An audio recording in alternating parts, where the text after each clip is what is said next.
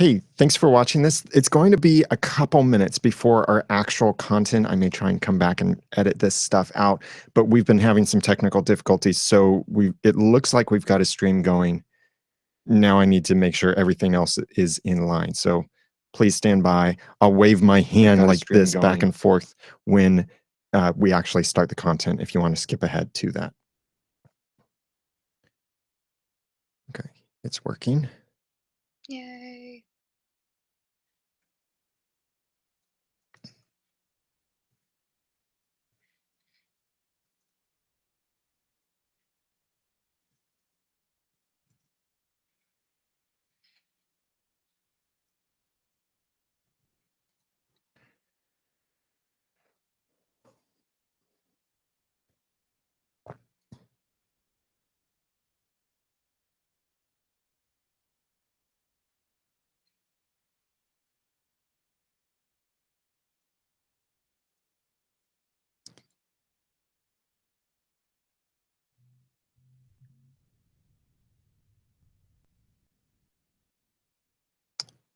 Okay, it looks like viewers are coming in. Hello, viewers. Maybe viewers.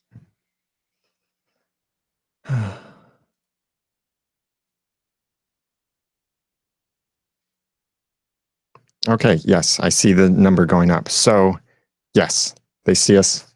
Good. Sorry about that, guys. We had really weird problems.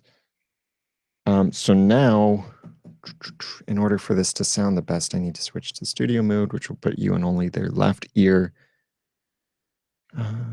It's the best ear. No, wait a minute.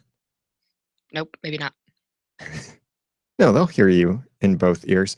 Hey, tell me, do you hear Jacqueline in both ears right now? Jacqueline, what did you have for breakfast this morning? I had some toast, and of course coffee. I have to have coffee, at least 2.5 cups a day. All right. Which I'm sure Daniel finds revolting. I do. Well, I find coffee revolting, not that you drink it. Okay, good. They hear you in both. Good. I forgot that it's set up that way, so I shouldn't get stereo splits. Fine. We are ready to go with this. So would you like me to hit record? Yes, go ahead and start your recording and clap when you're ready. Oh, there it goes again. Did you hit the microphone that time? Sorry, guys. Clap again without hitting the mic. It's a challenge. Good. Okay. Okay. We are ready to go for real this time. I'm waving violently in front of the camera so everyone knows this is the spot to skip to. Okay. Here we go. Starting for real this time. Episode 261. 3, 2, 1.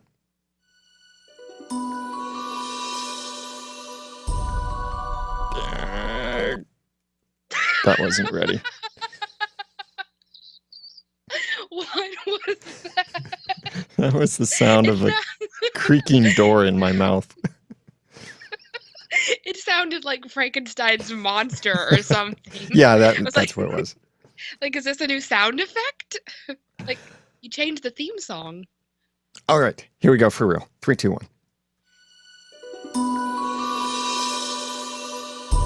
You're listening to Once, episode 261, The Other Shoe, Initial Reactions.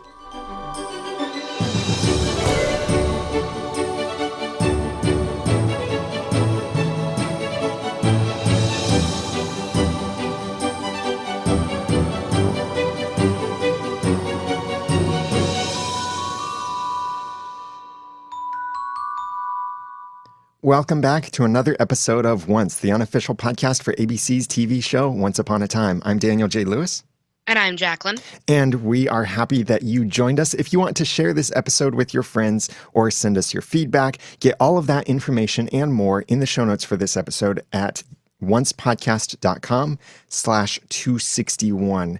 These are only our initial reactions, so we're going to be a bit all over the place in our thoughts. Some stuff will fall by the wayside. We'll get some stuff incorrectly, but that's where your feedback and our upcoming full discussion comes in. I'll tell you more about that later on. Jacqueline, what did you think about this episode? I thought it was decent. I thought it was a pretty okay episode. There are definitely aspects I didn't like, although I thought some things were good. There were definitely some stronger points. Yeah, I loved seeing Cinderella again. She's Yes. one of those really special characters in Once Upon a Time that was there in season one. Remember, in the first few episodes of season one, and she made reappearances throughout. She's not like Cora to me, where I cheer almost every time I see Cora is connected to someone. But Yeah, definitely. yeah, seeing her and seeing Thomas and seeing the baby and also seeing that baby Neil was mentioned. There was a crib, although I don't think we actually saw baby Neil, but basically Neil is there.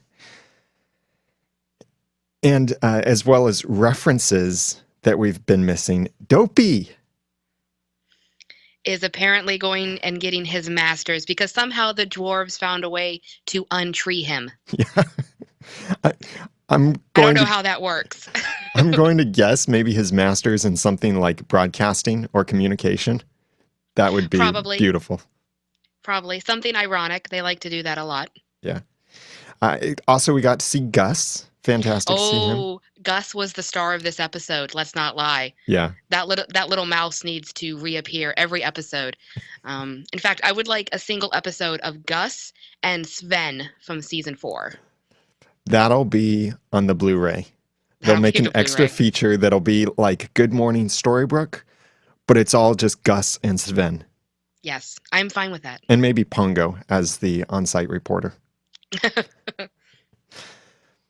So for being an episode of Once Upon a Time, I thought it was a fun episode. For moving the story, the plot along. Yeah. Mm, It did next to nothing. what do you think about the character development in it? I, well, I question whether or not there was any. I mean, it didn't move the plot of either Hyde or the Evil Queen or what was teased 2 episodes ago in in episode 1 with Jafar. It didn't move any of that along. I liked some of the smaller moments between Snow White and Prince Charming in the woods when they talked about, is this our life now? Defeat and repeat. That's a conversation that has needed to happen for several seasons. Yeah. Because that literally is their life now. So I'm glad that happened. I liked some of what Emma had to say in her session with Archie. I thought it was kind of introspective and real. But you know, as an episode of Once Upon a Time, like you said, good as far as fitting into the season and helping us reach an end point of this season or this current story. It didn't do much. Now, you said end point. And I know there are many different opinions on whether this should be the last season.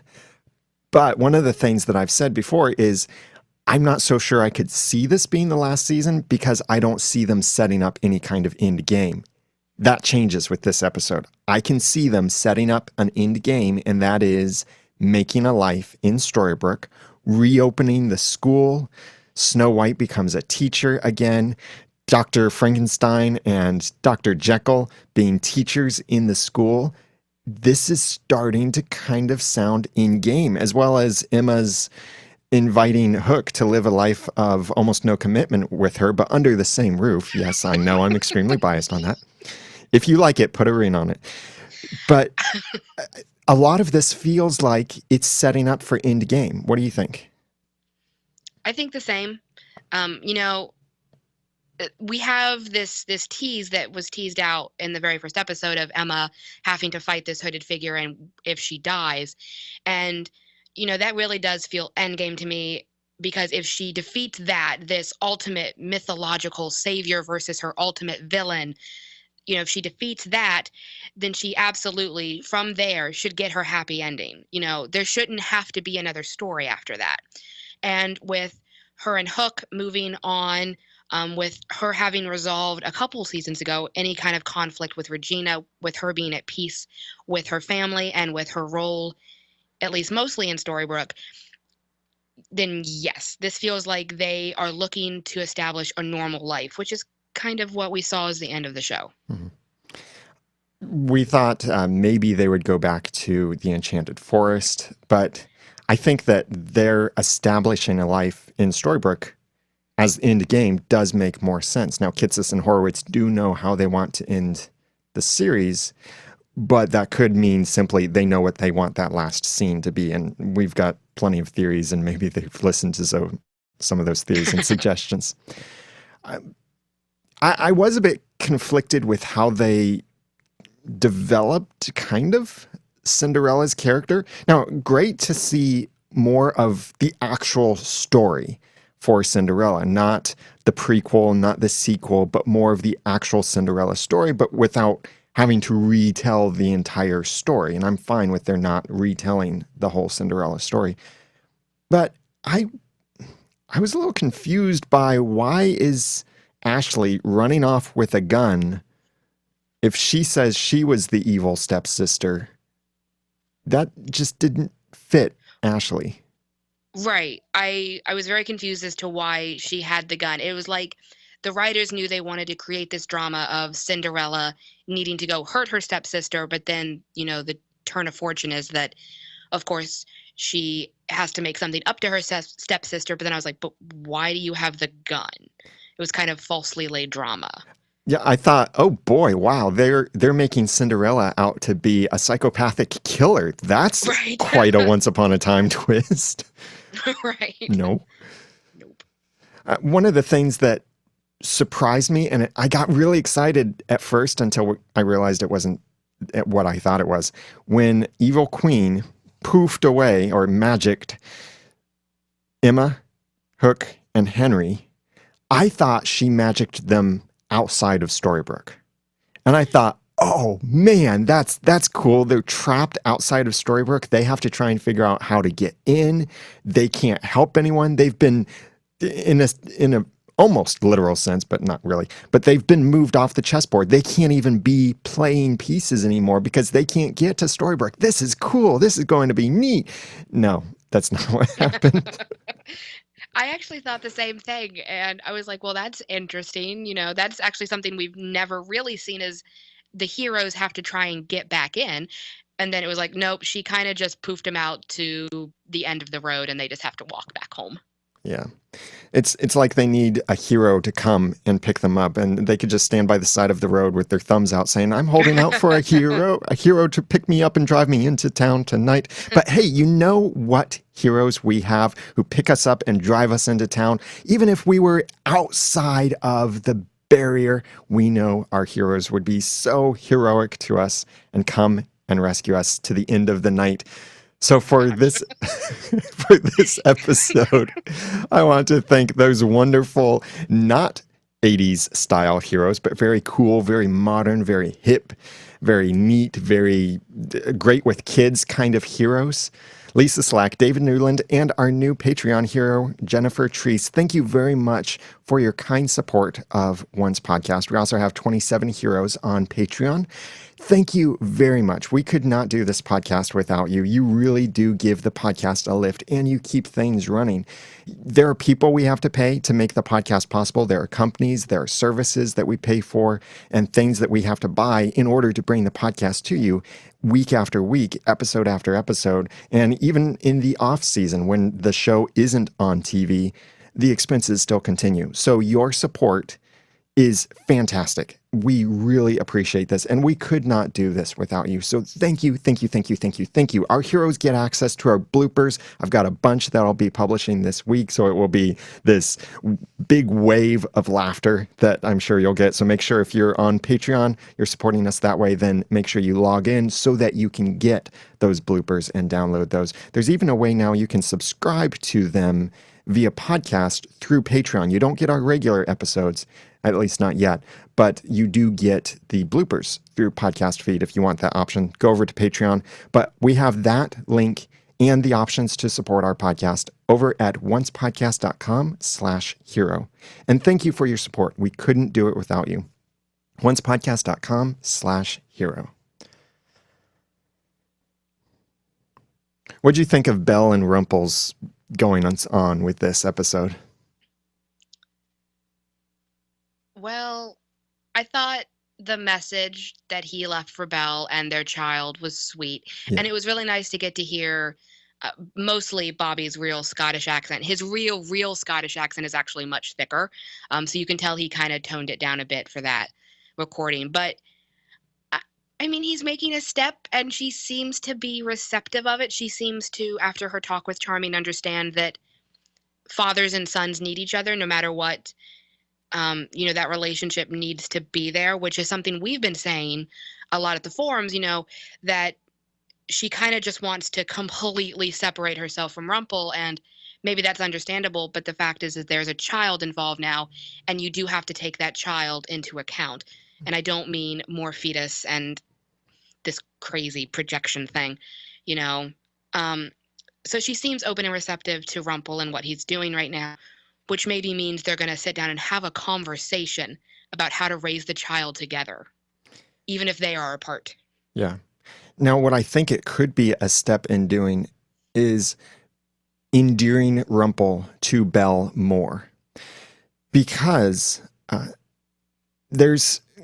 and I'm not a wife, I'm not a mother, I never will be either of those things, but I am a husband and I am a father. And what I've learned about marriage is one of the things that really endears a wife to her husband is seeing the husband investing time in the family, even if it's not directly with her, but it's with the kids, and the husband really going all out and being genuine, being a good father to the kids, getting down on their level. That can be something that really makes the wife love her husband even more. And when you look for that in things, you see it all over the place. Like in Pixar's movie, Inside Out. Let me say that differently. And in Pixar's movie, Inside Out, there's a great example of that. But also in this episode, there was already an example of that. And that was when Hook started playing with Cinderella's baby there. And Emma looked over at him and you could see it in her eyes. She just thought, oh, wow, he's so great with kids. I love him. And maybe that same kind of thing will start happening a little bit between Belle and Rumple as well. Yeah, I could see that. I mean, for all his faults and for all the drama they've been through in the past few seasons, Belle does know, or at least knew, Rumple's entire character. And I mean, he wasn't always this total black hat. Everything he was doing, whether it was morally duplicitous or not, was in the search of his child. He was a very committed father. He just had some troubles with, his own self-worth and giving up magic. But he was a committed father who loved his son very much and really went all out in order to find Balefire. So I kind of hope Belle remembers that he's not a horrible father, even if he might be not a great husband. Mm-hmm. Now, I was watching tonight with Jenny, my wife, and she suggested something that I thought, oh, I hope that's not what's happening, but great suggestion.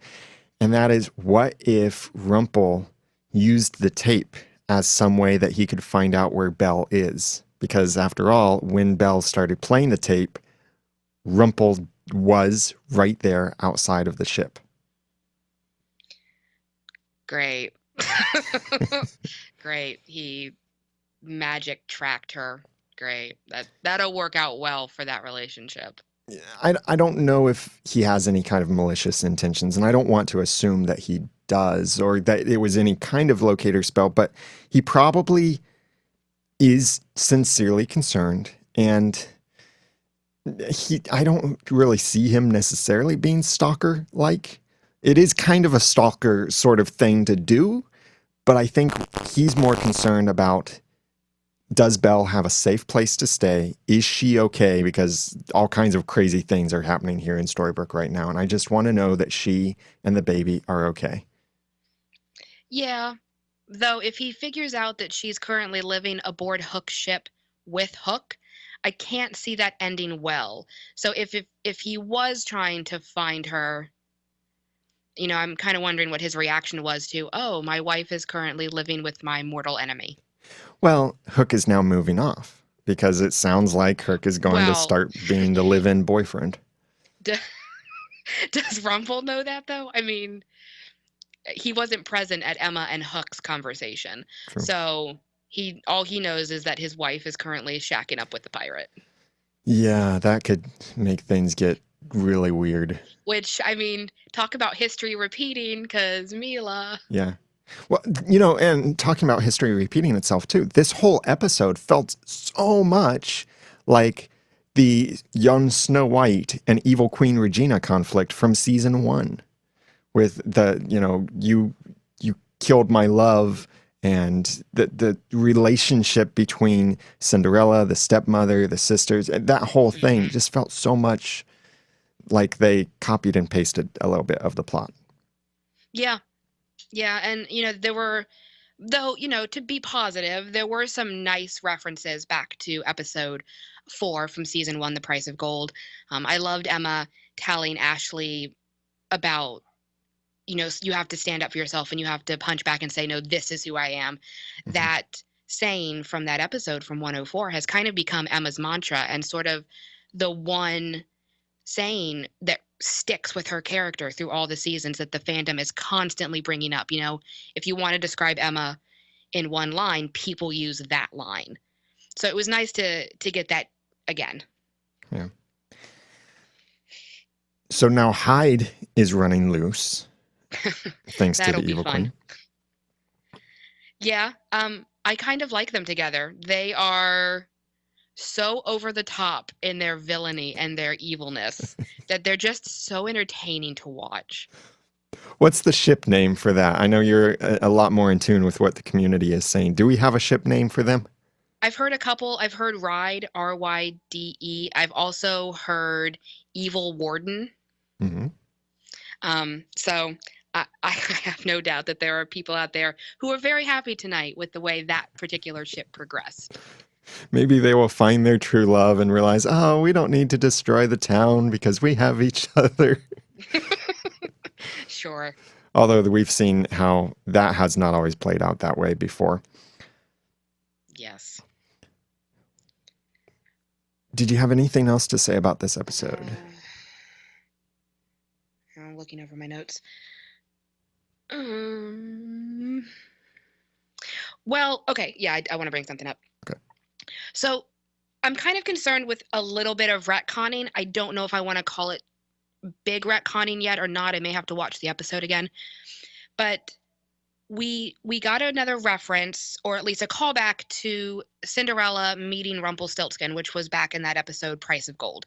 And she did talk about sort of the deal she made with him and the fact that I guess Rumple got that key that we saw last week from Cinderella. However, that of course was never in episode 4, and I'm so confused as to where this key even came from, why Cinderella's mother had it, and how she knew what to do with it. And like, Yeah. how did Rumple even learn about this key? Well, I and mean, I know it's Rumple, but is that even the key that then Rumple gets? Or are there multiple keys that circulate, kind of like magic beans, where people know about who has keys or these keys are passed on? So there are several. One key to rule them all, or is it several keys? yeah, good point. Um, I mean, because in Price of Gold, she signs the contract. She gives up her firstborn. Hmm. But, to me, it sounded like there was another step in the deal that, of course, hadn't been written back in episode 4 that they inserted by way of narration this week with this idea that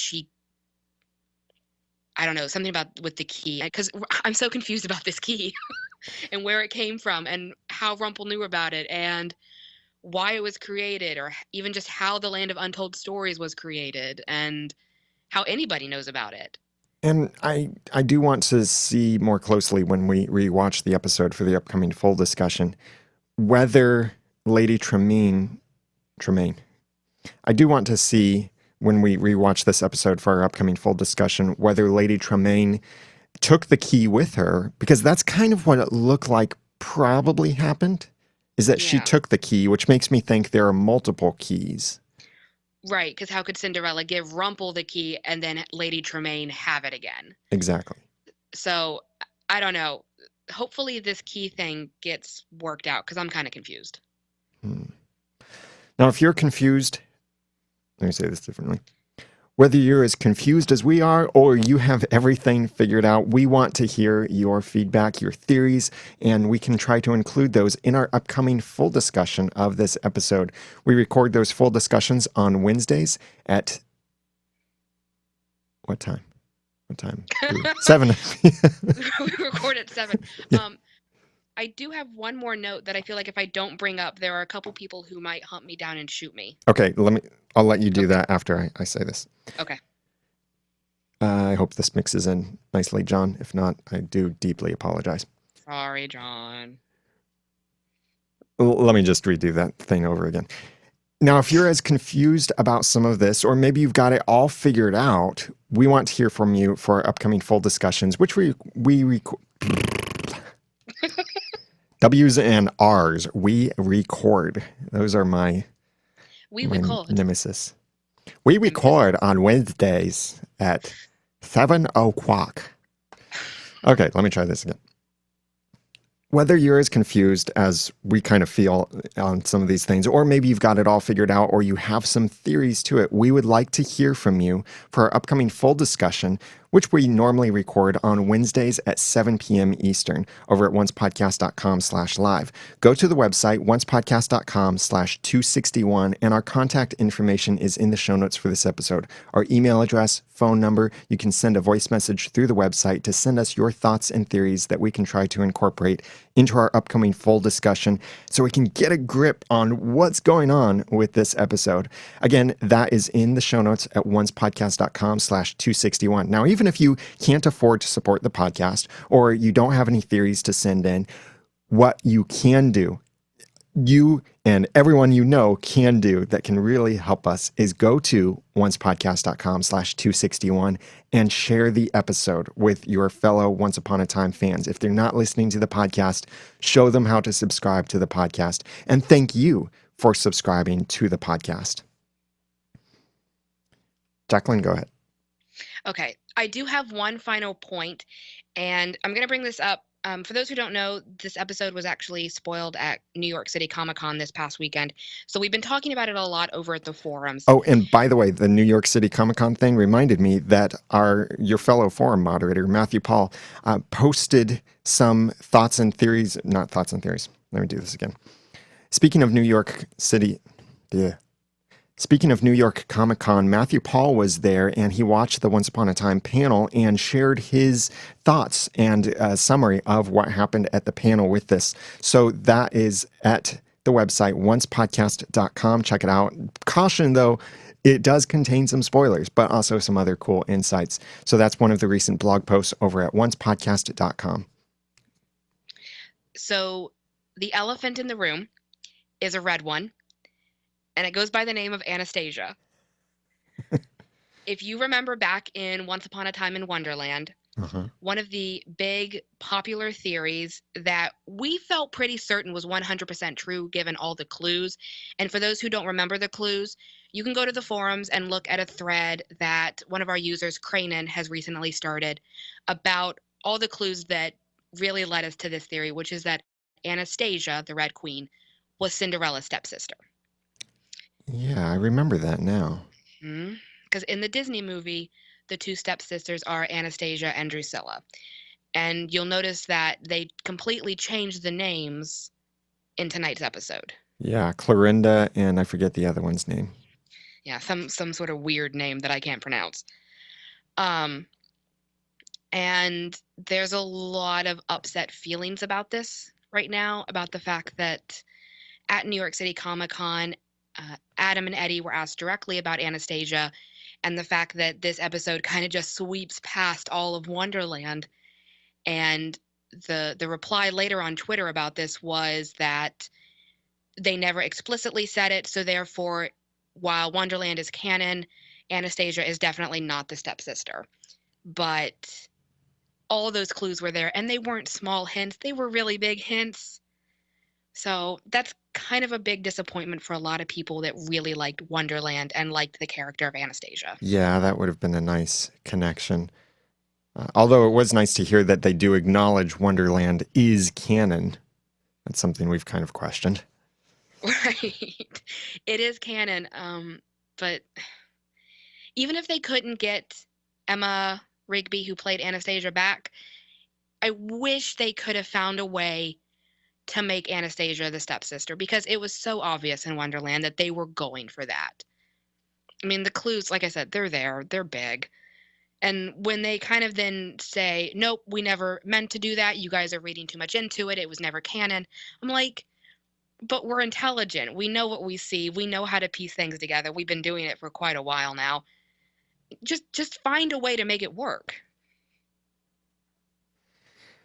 Yeah, that would be nice to see. I don't know if they will, because many times the fans will attach things and find all of these clues, and we've certainly done this before. We find all of these clues that connect things together, and it turns out we were completely wrong, even though there were all of these clues lying around that did seem to connect things together, but that's quite unintentional on the part of the writers. I don't know if it was unintentional so much as they are kind of hoping that anyone who watches right now didn't watch Wonderland and didn't have this in their heads. Perhaps. Perhaps. Well, please send us your feedback for our upcoming full discussion on Wednesday at 7 p.m. And remember to join us Sunday nights if you're in Eastern or Central Time. You can hang out with us and chat during the show if you're in Central or Eastern Time. And that's over at oncepodcast.com/live. And then we record our initial reactions about 15 minutes after the live TV show airs. That's over at oncepodcast.com/live. Please connect with us on Twitter at Once Podcast, and I'm Daniel J. Lewis on Twitter at the Daniel J. Lewis. I'm Jacqueline, and you can find me on Twitter at punk_bunny_87. Please go to the show notes, oncepodcast.com/261 for our contact information to send us your thoughts and theories and share this episode out with your family and friends. And until next time, remember, every shoe belongs to a foot. And thanks for listening.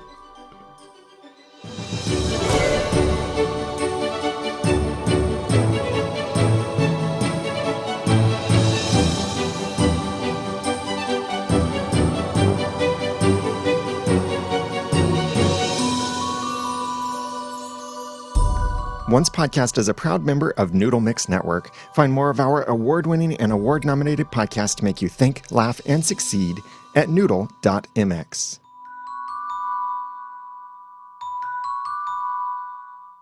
Big thanks to our heroes for supporting this episode of the podcast. If you would like to be a hero to the podcast too, then please go to oncepodcast.com/hero. And thank you for your support. All right, we're done.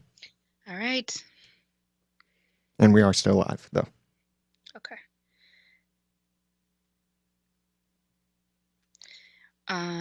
This is 261. 261. Okay. Okay. It's exporting. Okay. Fantastic. Everyone watching live, thank you for your patience. And if you are watching the replay of this, thank you for skipping through and being patient with us on that intro because of weird technical problems. But we'll be back Wednesday, 7 p.m. It's usually anytime there's an episode on Sundays, you can assume that we'll be live then the following Wednesday at 7 p.m. That may change when I get to meet my son or daughter later this year. When the baby is born. Baby. Yep, Noodle baby. And that will be late December, early January, maybe. That's around the due date. So we'll see what the Once Upon a Time schedule is like. I'm hoping they give us some margin there so that baby can be born, plenty of time, and then I can come back to the podcast. But we'll see what happens then. We're having 10 episodes in the first half of this season. So it almost sounds like we're going to be sticking to the schedule we've gotten so used to. It's just that the storyline extends. I don't know. Oh, okay. We're all confused. I would like it if they do it that way, but we'll I see. I never had a problem with the 3-month break. Yeah, So, yeah, a break is nice. I know the fans don't like it so much, but the cast and crew of the TV show probably like the break, and the cast and crew of the podcast like the break. uh-huh. So if you want a podcast to continue, then you should like the break Yep. too. All right. Thank you, everyone, for joining us. Have a good night.